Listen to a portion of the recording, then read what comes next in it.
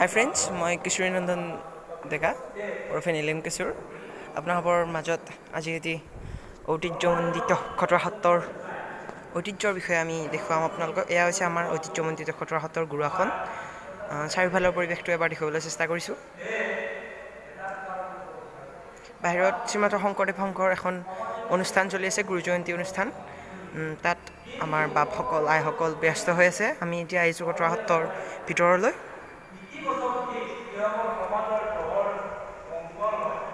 ইয়াতে আমাৰ হিচাপ নিকাচ কৰা বাপজনা বহে আৰু আমি এখন প্লেট পাইছোঁ য'ত লিখা আছে বিভিন্ন কথা। ইয়াতে লিখা আছে মহাপুৰুষ শ্ৰীমন্ত শংকৰদেৱৰ সুহাত স্বৰূপ মহাপুৰুষ শ্ৰী শ্ৰী মাধৱদেৱৰ আদেশমতে তেওঁ গোবিন্দ আদৈয়ে এই খটৰা সত্ৰ প্ৰতিষ্ঠা কৰিছিল। আৰু এইটো হৈছে ইয়াতে মৰা চৰাই। মৰা চৰাইটো কিবা এইটো হেৰিত ব্যৱহাৰ কৰা হয় বা বিভিন্ন কামত। আৰু এই দুটা হৈছে বৰদবা ডুমডুবিহি, দুটা হৈছে দবা। এইটো ঘণ্টা, ইয়াতে একেলগে দবা শংখ ঘণ্টা বজোৱা হয়। আৰু এইটো হৈছে মণিকূট দুৱাৰ, বৰ্তমান বন্ধ হৈ আছে। আমি ভিতৰলৈ যাব নোৱাৰিম। আমাৰ লগত আছে এয়া আমাৰ লগত নিৰুৎপল বৈশ্য আছে। এখন গুৰুআসনৰ পিছৰ তলত এটা কাছ আছে, কাছৰ ওপৰত গুৰুআসন আছে। এইটো হৈছে ভঁৰাল ঘৰ, ইয়াতে মাহ প্ৰসাদ ব্যৱস্থা কৰা হয়। আৰু এইডাল হৈছে বৰগছি, ইয়াতে বিভিন্নজনে বিভিন্ন ধৰণে শৰাই দিয়ে। এইটো হৈছে আমাৰ ঐতিহ্যমণ্ডিত। ইয়াতে আমাৰ শৰাই নিবেদন কৰা হয়। ইয়াতে বাপসকলে আইসকলে আমাৰ ইয়াতে শৰাইবোৰ দিলে আমি মণিকূটৰ ভিতৰত এইবিলাক সজোৱা হয়। এইটো হৈছে পুখুৰী, এইটো হৈছে গোসাঁই থোৱা পুখুৰী। ইয়াতে কাছ দেখা যায়, বৰ্তমান দেখা নাই আমি কাছ। বিভিন্ন মাছ আছে, প্ৰায় 65টা কাছ আছে। এটা মাছো আছে।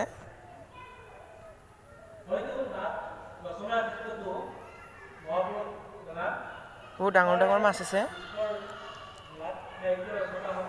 এইটোৰ পৰা নি অইন এটা পুখুৰী আছে, তাত কাছ আৰু মাছবিলাক দিয়া হয়।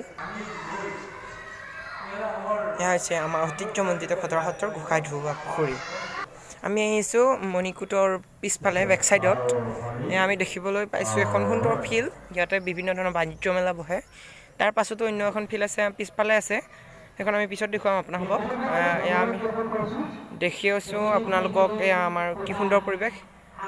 এইটো মৌচিনা খাতুন, আমাৰ দৰং জিলা পৰিষদৰ সভানেত্ৰী আছিল। আৰু মাননীয় হেমন্ত কুমাৰ ডেকাই এই গৃহটি খটৰা সত্ৰলৈ আগবঢ়াইছে।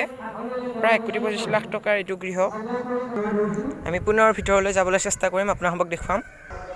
ইয়াত তেওঁলোকে সেৱা লৈ আছে। আমাৰ বিভিন্নজনে আশীৰ্বাদ লৈছে। আমাৰ দেউৰীয়া বাপে আশীৰ্বাদ দিছে।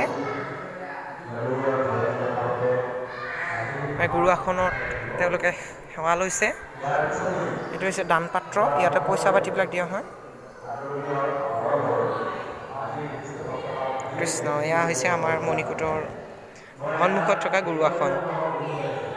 ইয়াতে ভাগৱত পাঠ কৰা হয় কাতিমহীয়া আৰু ভাদমহা। এয়া ভাগৱতৰ পাঠৰ স্থল। আকৌ দেখুৱাইছোঁ এইবিলাক বিভিন্ন তাল নাগৰা ঢোল শংখ আছে।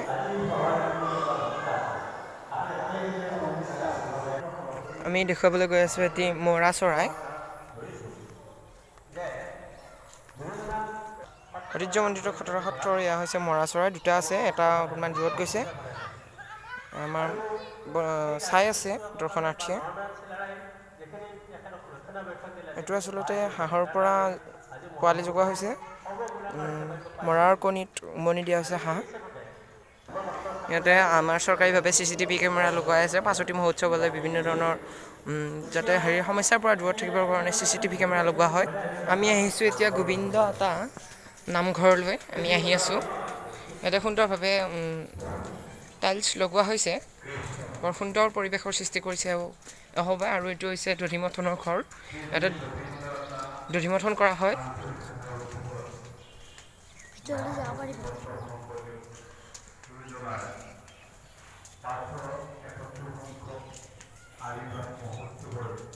মোৰ ফ্ৰেণ্ডে দৰ্জাখন খুলিবলৈ গৈছে।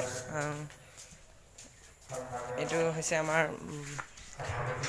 পৰম আৰাধ্য গোবিন্দ আতৈ বাপজনা তথা প্ৰভুজনাৰ নামঘৰ ইয়াতে তেওঁ নাম কীৰ্তন কৰিছিল এখন হৈছে গুৰু আসন কৃষ্ণ কৃষ্ণ কৃষ্ণ এই দুগছি বৰগছি দিছে দুডাল আৰু এয়া হৈছে দধিমথনৰ মানে ব্যৱহাৰত লগোৱা বিভিন্ন সামগ্ৰী ইয়াতে শহাপহু আছে কিন্তু আপোনালোকে চাই থাকিব আমাৰ মৰা চৰাইৰ লগতে শহাপহু আছে ইয়াতে বিভিন্ন ধৰণৰ শহাপহু পোহা হয় এয়া আমাৰ শহা পোৱালি বৰ ধুনীয়া শহা ইয়াতে প্ৰাকৃতিক পৰিৱেশৰ সৃষ্টি কৰা হৈছে এয়া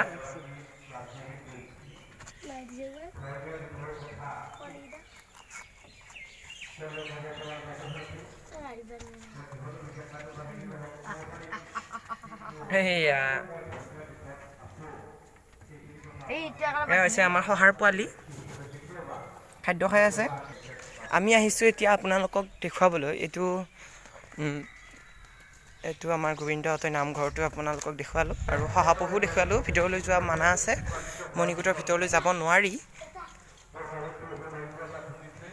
এইবিলাক আগৰ দিনৰ শিল এইবিলাক আগৰ দিনত আছিল এইবিলাক আৰু লগে লগে আমি আহিছোঁ অস্থায়ী কাৰ্যালয় আৰু থিয়েটাৰ আবাহক সমিতিৰ ইয়াতে পাছতি মহোৎসৱত থিয়েটাৰ মতা হয় আৰু ইয়াতে ভঁৰাল ঘৰো আছে এটি এইটো হৈছে ইয়াতে বাপ এজন থাকে তেওঁ আমাৰ লংকেশ্বৰ বৈশ্য বাপজনা থাকে ইয়াতে থিয়েটাৰ আবাহক সমিতিৰ মানুহবিলাকে আলোচনা কৰে ভকত হাতী ইয়াতে ভকত আহিলে ইয়াতে জিৰণি কক্ষ এটা ইয়াতে থাকে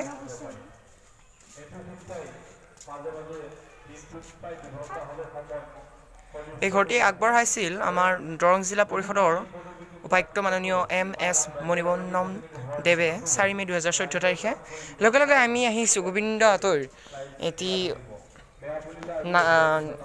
পুখুৰী য'ত গোবিন্দ আতৈৰ পৰিবাৰ ডুব গৈছিল তাতে তেখেতে হৰিনাম কীৰ্তন কৰি সেই নামঘৰত কীৰ্তন কৰি তেওঁলোক তেওঁ পৰিবাৰক বচাইছিল উদ্ধাৰ কৰিছিল আমি লগে লগে দেখুৱাই ইয়াত বিভিন্ন মাছ কাছ আছে আপোনালোকে দেখিবলৈ পাইছে পানীবোৰ লৰাই আছে গতিকে আমি দেখুৱাব পৰা নাই আপোনালোকক ডাঙৰ ডাঙৰ মাছবিলাক আছে চৰকাৰী সাহায্য অতি কম পোৱা হেতুকে আমাৰ এই খটৰা সত্ৰ গোবিন্দ আতৈৰ এই পৰিৱেশটো অকণমান চকুত নলগা হৈ আছে কিন্তু চৰকাৰে সাহায্য আগবঢ়াব বুলি আশা কৰিছোঁ ইয়াতে এখন ফুলনি আছে বাগিচাই বোলে সৌন্দৰ্য আগবঢ়ায় গতিকে এয়া আমাৰ বাগিচা ইয়াতে ফুল ফুলিবৰ সময়হে হৈছে কৰি পেলাইছে আৰু কিছুমান ফুলিছেও ইয়াতে বগা ফুল বেছিকৈ ব্যৱহাৰ কৰা হয় হ'লেও ৰঙা চঙাও আছে দেখুৱাইছোঁ এইটো হৈছে আমাৰ মণিকূট আমাৰ বন্ধু এজনে কিবা ধেমালি কৰিছিল এইটো হৈছে আমাৰ মণিকূট গোবিন্দ আতৈ নামঘৰৰ দূৰৰ পৰা দেখিবলৈ গ'লে বৰ ধুনীয়া পৰিৱেশ এইটো আচলতে মণিকূটৰ ওপৰ অংশ য'ত কিবা কাঠৰ যেন লগা হৈছে কিবা দিছে আৰু তেওঁলোকে ডেক'ৰেটেড কৰিছে আগৰ দিগেও কৰিছে কিন্তু আমি অকণমান দেৰিকৈ দেখুৱাম আকৌ আমি লগ পাইছোঁহি এটি মৰা চৰাই বৰ সুন্দৰ পৰিৱেশত আছে এয়া হৈছে আমাৰ খটৰা সত্ৰ ঐতিহ্যমণ্ডিত খটৰা সত্ৰ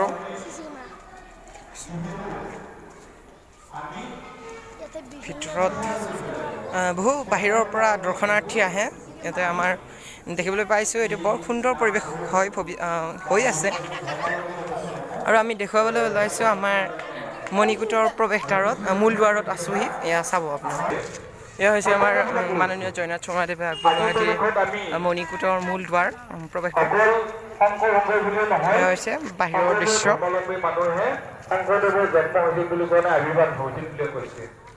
আমি বৰ ধুনীয়া কেইজনমানী ছোৱালী দেখিবলৈ পাইছোঁ